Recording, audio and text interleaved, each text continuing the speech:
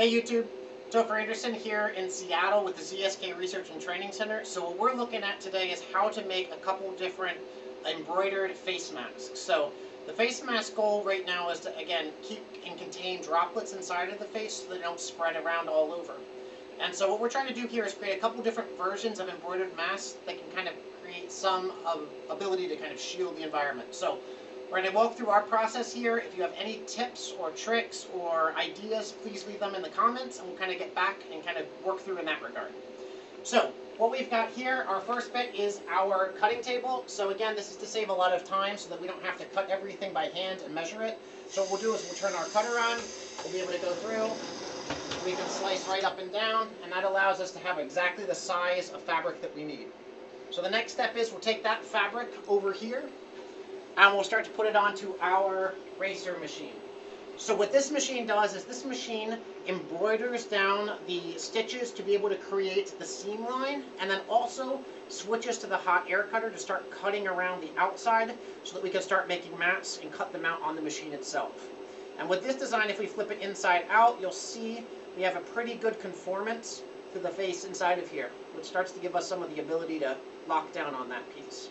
So if you see inside of here, you'll see right now it's going to do some hot air cutting right on top of there. And that's cutting out the design so that we can kind of see exactly how that cut goes.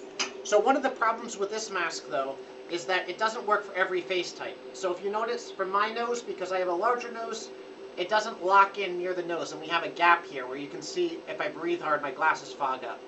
So what we're going to do now is to look at another technique that we have to put wires inside to help that fact. So if we come over here to this machine, you'll see on this machine, we're able to put different types of wires down onto the machine so that we can start to have different types of conformance.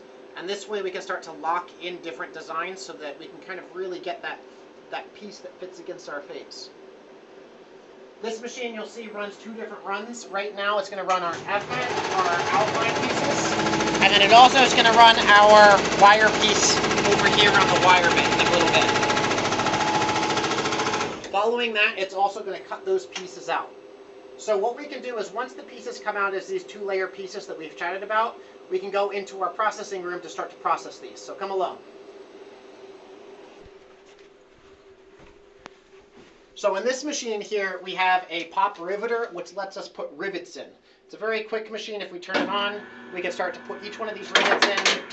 2, and then 3, and then 4. And what these rivets come out looking like, you'll see here, has a nice mechanical connection inside, so we have a nice tail on top of our mask. So if we flip this inside and out, we can start to have these tails that kind of go around the outside of our face and start tying up in the back to give us some strength in that regard. So another thing that we have as an idea too is to look at respirators. So this is a P100 respirator with the P100 filter on top. So what this thing does is you stick this on here and this pops inside of here and then you kind of lock it up, and that way you have a good face mask. So the goal is, what if we can create these individual filters inside, and then somebody else could 3D print the housing for these. So what we have here is actually one of the filters that we've kind of created on this machine here. You'll see this machine can create 12 of these in about 2 minutes. And what happens here is we're able to stitch these down around the outside. And then the machine will also go around to cut around the outside as well, creating this little tiny pocketed tube. What we can do with this is go back to the filling room here. And over here what we have is our activated carbon filter. So what we could do is put a stack of these inside underneath.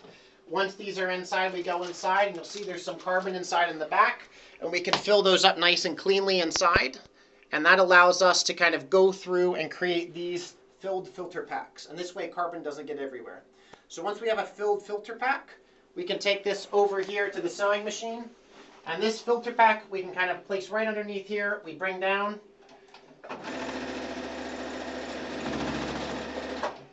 And that allows us to kind of lock this piece off. And that way we have a sealed filter pack. Once we have the sealed pack, we can take this pack over here to the UV lamp. So this is a UVC sterilization lamp. And we can fill in the bottom piece of this Turn this lamp on for 30 seconds to 2 minutes. Let it cook, let it sterilize the outside a little bit. Open, flip it over, turn the light back on again, and that sterilizes the outside of the fabric a bit. So once we have this UV sterilized piece, we can come over here to this table, and then we have our packaging table. So we'll take the sterilized UV piece, we package it down on the heat pack, and that gives us an airtight bubble around it, which we can then take the bubble, and we can bring it to our second UV sterilizer, and we'll fill the bottom of these up inside of here. We let that go for another 2 minutes, and that sterilizes the piece. We flip it over, and that also sterilizes the other side of it. And then once the sterilizing is done, we can take these out. We can pull them into our packaging bags, fill the packaging bags up with 20 to 50, and they can go into this box for shipping outside. So again, our goal with this process is just to try to see in the Seattle community and also other places if there's any need for this, and if there's better materials, better processes, or more ideas, a way to be more sterile, or other ways to develop on top of it. Reach out to me in the comments and we'll try to get back to you. Thank you guys.